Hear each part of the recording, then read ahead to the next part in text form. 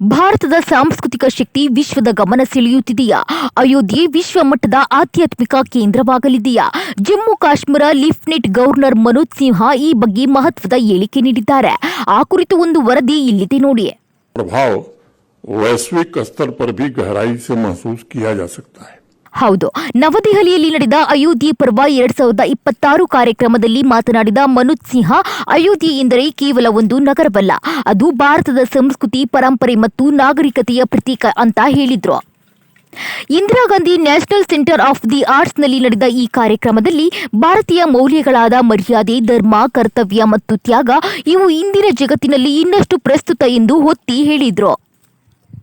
ಅಯೋಧ್ಯೆ ಭಾರತದ ಜಾಗತಿಕ ಗುರುತು ಹೆಚ್ಚಿಸುವ ಶಕ್ತಿ ಹೊಂದಿದೆ, ಸಾಂಸ್ಕೃತಿಕ ಶ್ರೀಮಂತಿಕೆಯನ್ನು ವಿಶ್ವಕ್ಕೆ ಪರಿಚಯಿಸುವ ಕೇಂದ್ರವಾಗಬಹುದು ಅಂತ ಹೇಳಿದ್ರು.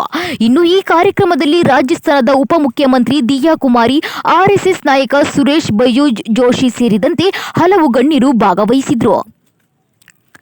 ಇನ್ನು ಬಾಬ್ರಿ ಮಸೀದಿ ಧ್ವಂಸದ ನಂತರ ಉಂಟಾದ ವಿವಾದಗಳಿಗೆ ತೆರೆ ಬಿದ್ದಿದ್ದು, ಸುಪ್ರೀಂ ಕೋರ್ಟ್ ತೀರ್ಪಿನ ಬಳಿಕ ಭವ್ಯ ರಾಮ ಮಂದಿರ ನಿರ್ಮಾಣಕ್ಕೆ ದಾರಿ ತೆರೆಯಿತು.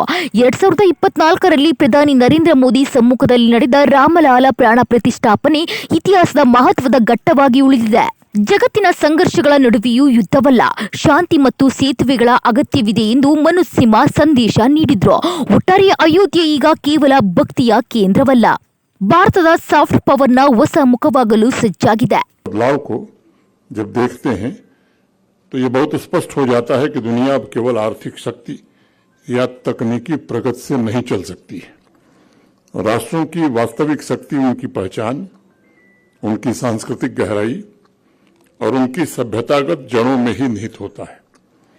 उस संदर्भ में अगर देखा जाए तो अयोध्या जैसे सभ्यतागत स्रोत का महत्व ये केवल भारत तक सीमित नहीं है, बल्कि उसका प्रभाव वैश्विक स्तर पर भी गहराई से महसूस किया जा सकता है. आज ये बात मैं कहना चाहूंगा कि अयोध्या हम सबके लिए केवल पावन तीर्थ नहीं है, बल्कि हमारी सनातन संस्कृति में निहित उस विचार का प्रतीक है कि कोई भी राष्ट्र अपनी सांस्कृतिक जड़ों से जुड़े बिना सशक्त नहीं बन सकता है. आज दुनिया के कई विकसित राष्ट्र अपनी विरासत को संरक्षित रखते हुए अपनी सॉफ्ट पावर के रूप में प्रस्तुत करने का काम कर रहे हैं. भारत के लिए अयोध्या ऐसा ही एक केंद्र बन सकता है कि इस पृथ्वी पर अनेक नगर, अनेक साम्राज्य और अनेक संस्कृतियां आईं और विलीन भी हो गईं, लेकिन अयोध्या समय के प्रवाह से परे बराबर खड़ा रहा है. हमें वैश्विक प्लेटफॉर्म पर अयोध्या को ऐसे सभ्यता के केंद्र के रूप में स्थापित करने की आवश्यकता है जहां इंसान ने पहली बार प्रकृति को केवल संसाधन के रूप में नहीं, बल्कि एक जीवंत शक्ति के रूप में देखने का काम किया.